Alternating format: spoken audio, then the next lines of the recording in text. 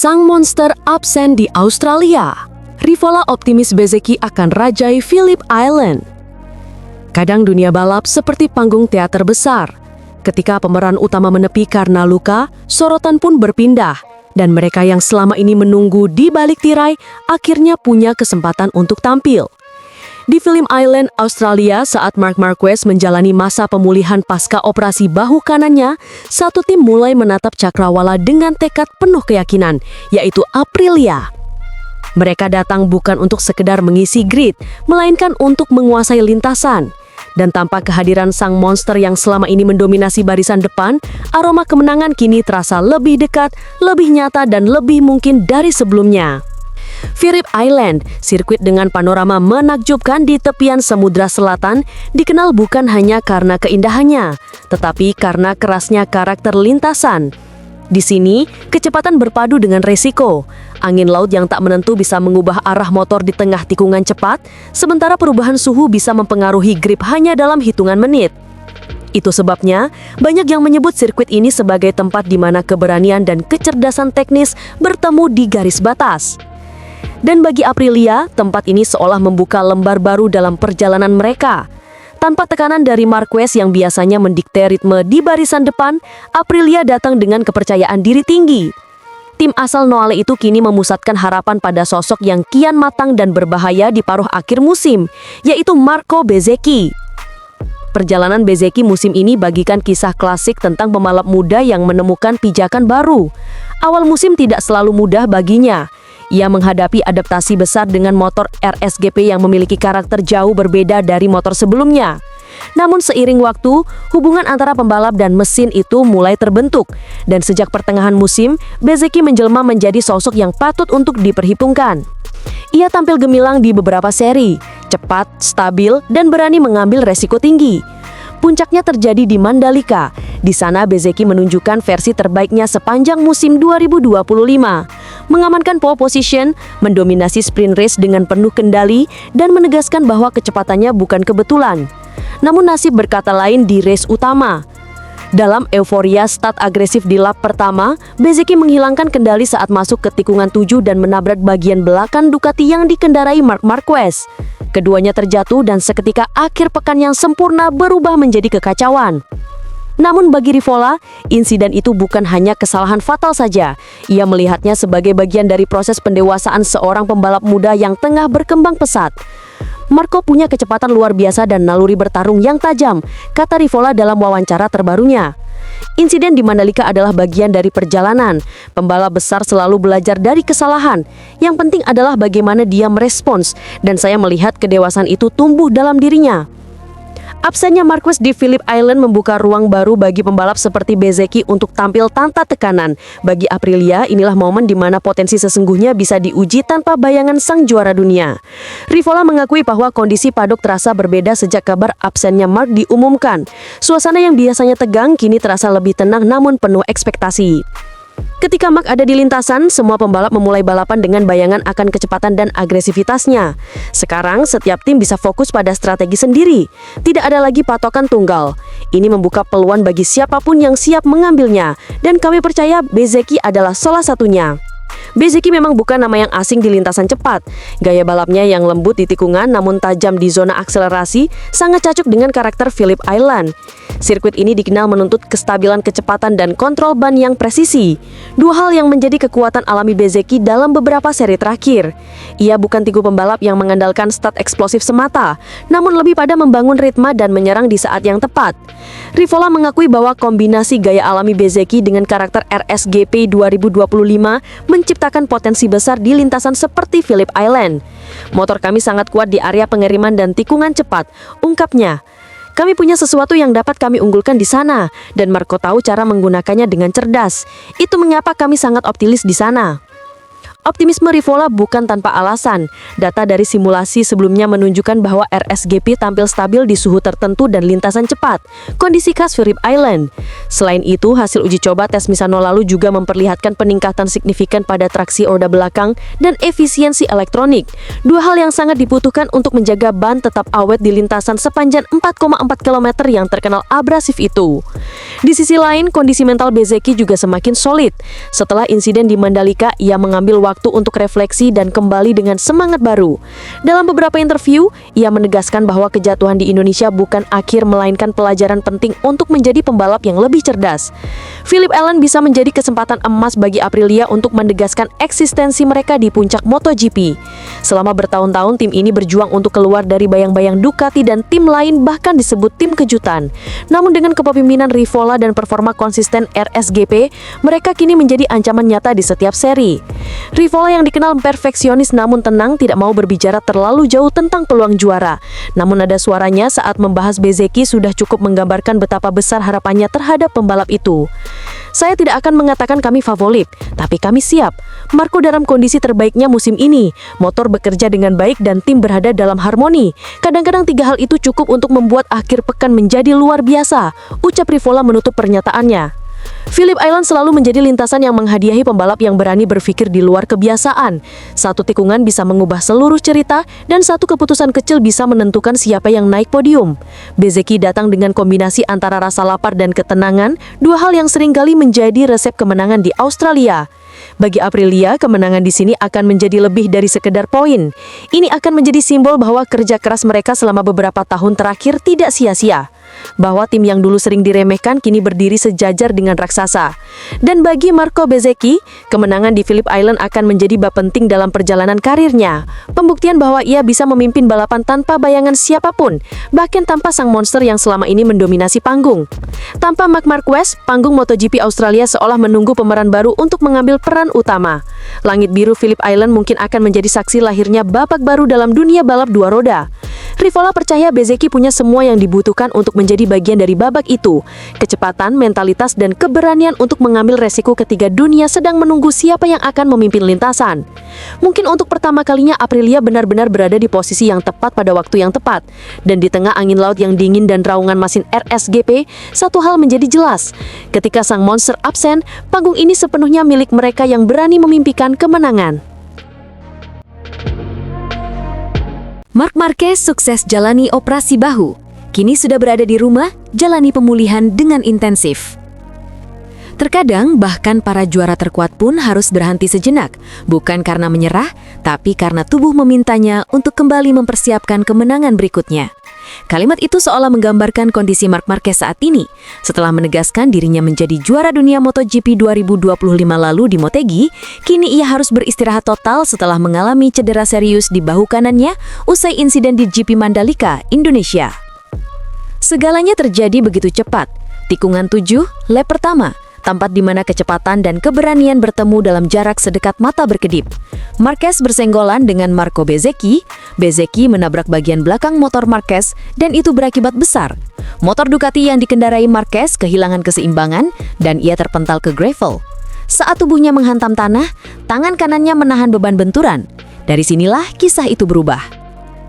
Beberapa menit setelah kejadian, ekspresi di wajah Marquez sudah menunjukkan sesuatu yang lebih dari sekedar rasa sakit biasa. Ia memegangi bahu kanannya, area yang dulu pernah membuatnya menepi selama berbulan-bulan. Kru Ducati Lenovo langsung tahu, ini bukan cedera ringan. Pemeriksaan cepat di pedok Mandalika mengkonfirmasi ketakutan itu, patah tulang bahu kanan Marc Marquez. Tim medis segera bertindak. Setelah melalui pemeriksaan awal, Marquez diterbangkan kembali ke Spanyol menuju Rumah Sakit Ruber International di Madrid, rumah sakit yang sama yang menangani banyak atlet-atlet dunia.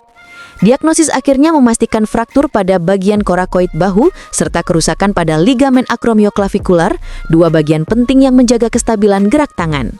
Ducati merilis pernyataan resmi yang menegaskan langkah besar yang diambil tim medis. Marc Marquez telah menjalani operasi yang sukses di Rumah Sakit Ruber International di Madrid.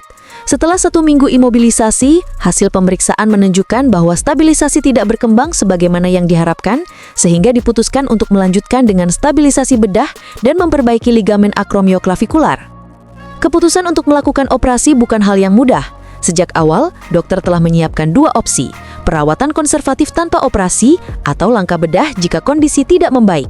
Dalam kasus Marquez, pilihan kedua menjadi satu-satunya jalan demi memastikan masa depan karirnya tetap aman.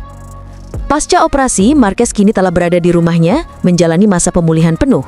Ia masih belum tahu kapan bisa kembali ke lintasan, tapi seperti yang selalu ia tunjukkan, waktu bukanlah penghalang bagi seorang juara, melainkan bagian dari proses untuk kembali lebih kuat. Pihak Ducati sendiri memastikan bahwa Marquez akan melewatkan dua seri penting berikutnya, yaitu Phillip Island Australia dan Sepang Malaysia. Di dua seri tersebut, posisi Marquez akan diisi oleh Michele Pirro, pembalap penguji Ducati yang sudah berpengalaman 69 kali turun di kelas utama. Pirro sendiri menyampaikan dukungan penuh untuk rekan satu timnya. Marquez telah menjadi jiwa dari tim ini. Semua orang tahu bagaimana semangatnya di lintasan. Kita akan berusaha menjaga ritme tim, tapi yang paling penting sekarang adalah pemulihan Marquez. Tidak ada tekanan, tidak ada target, selain kesehatan Marc Marquez. Bagi Marquez, kata rehabilitasi bukan hal baru, ia sudah melewati masa-masa kelam akibat cedera yang lebih berat di masa lalu.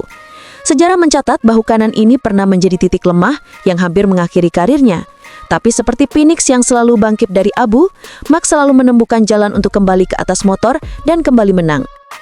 Seorang anggota tim medis Ducati mengungkapkan bahwa kondisi pasca operasi cukup stabil dan tidak ada komplikasi.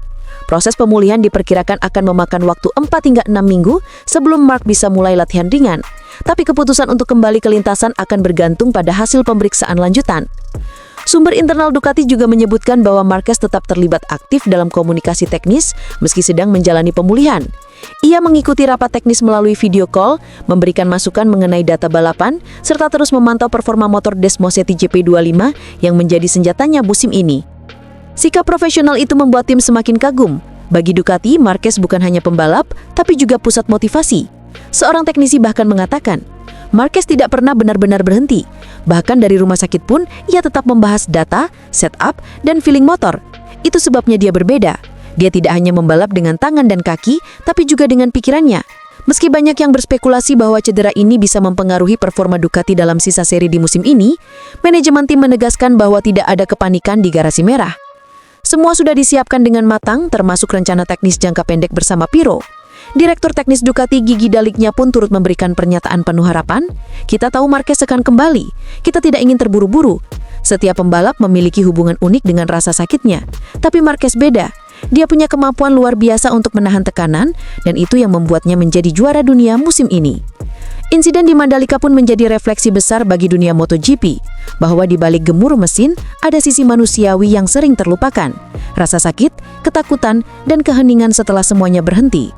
Dan bagi Marquez, ini bukan akhir dari perjalanan, melainkan babak baru bersama Ducati dari kisah panjang yang terus menginspirasi jutaan penggemar.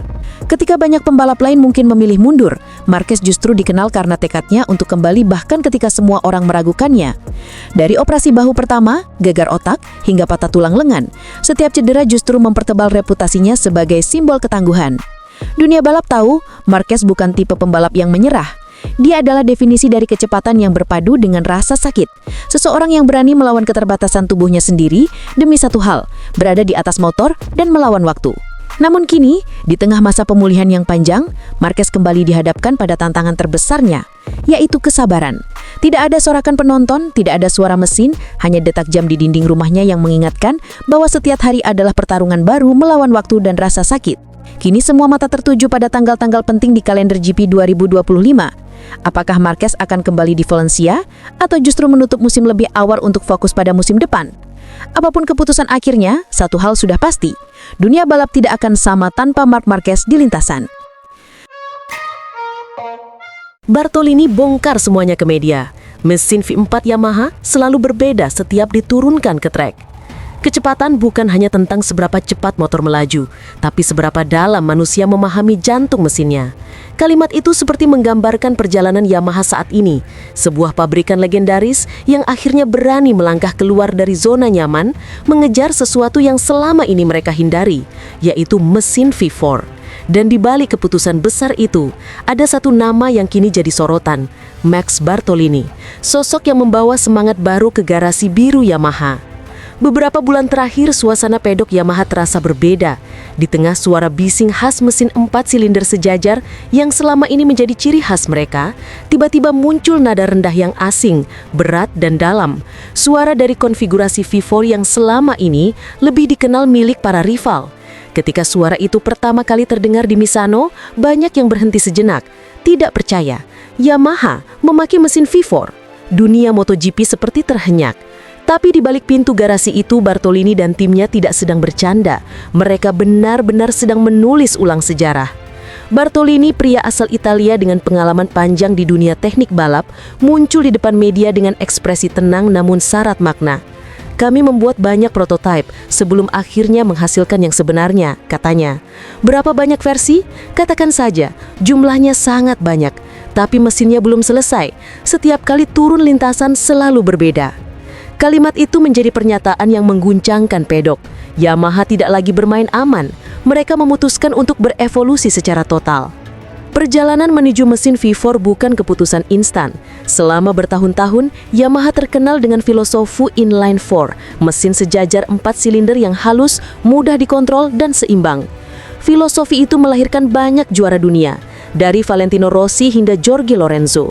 Namun dunia MotoGP berubah. Elektronik berkembang, aerodinamika jadi senjata utama, dan tenaga eksplosif mulai menentukan hasil balapan. Mesin inline 4 yang dulu unggul dalam kelincahan kini kalah di lintasan lurus. Saat Ducati, KTM, dan Aprilia melesat dengan tenaga brutal V4 mereka, Yamaha mulai terlihat kesulitan. Fabio Quartararo berjuang keras menutupi kekurangan itu, tapi perbedaan tenaga terlalu nyata. Dalam kondisi seperti itulah Yamaha memutuskan untuk membuka lembar baru. Namun Bartolini tidak ingin Yamaha sekedar meniru. Ia ingin memahami. Ia ingin menciptakan V4 dengan karakter Yamaha. Kami tidak ingin menyalin, katanya. Kami ingin memahami kenapa mereka berhasil. V4 Yamaha harus punya jiwa Yamaha. Maka dimulailah proyek ambisius itu. Mesin demi mesin diuji, data demi data dikumpulkan, dan akhirnya dunia melihat wujud nyata pertama dari mesin baru itu saat Augusto Fernandez turun ke lintasan Misano dengan motor prototipe V4.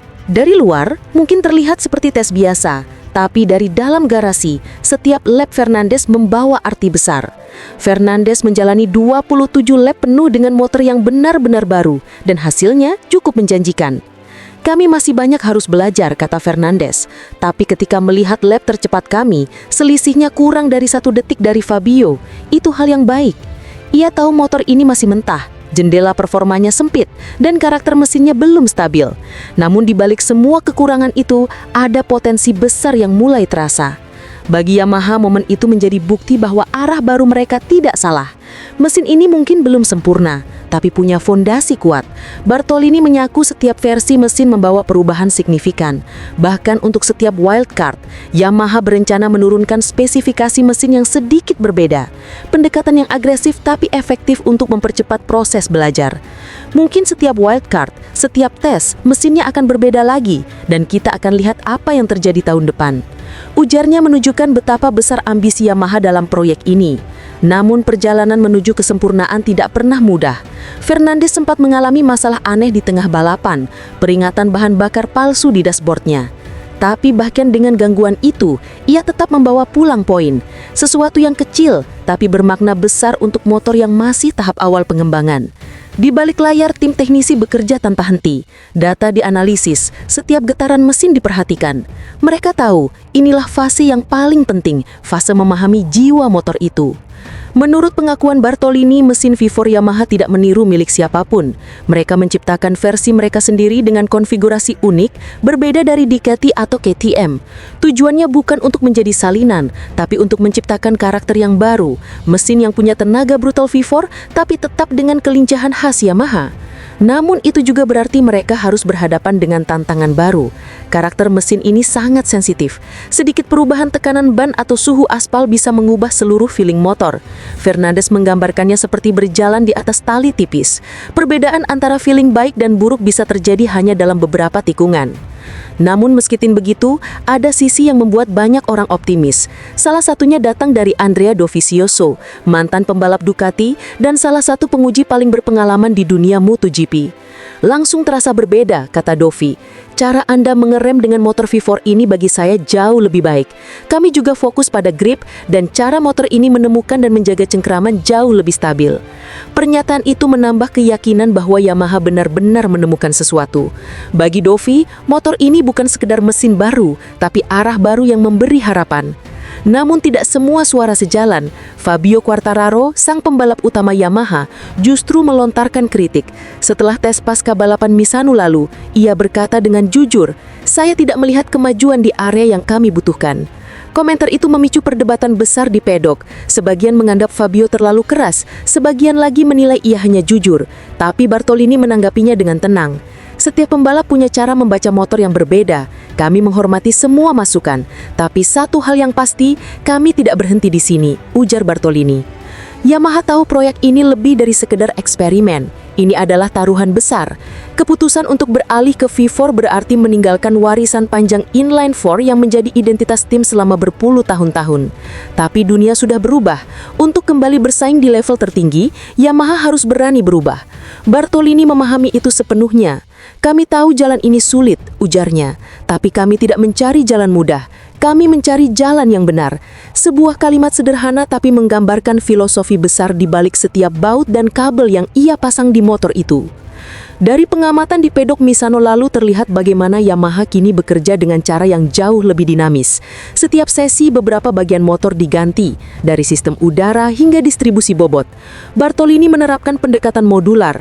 Mereka menguji banyak versi mesin secara paralel. Pendekatan seperti ini membutuhkan keberanian tapi juga menunjukkan ambisi. Mereka tidak ingin menunggu data perfect dari laboratorium. Mereka ingin belajar langsung dari aspal, di tempat di mana kecepatan dan kesalahan bertemu dalam sepersekian detik.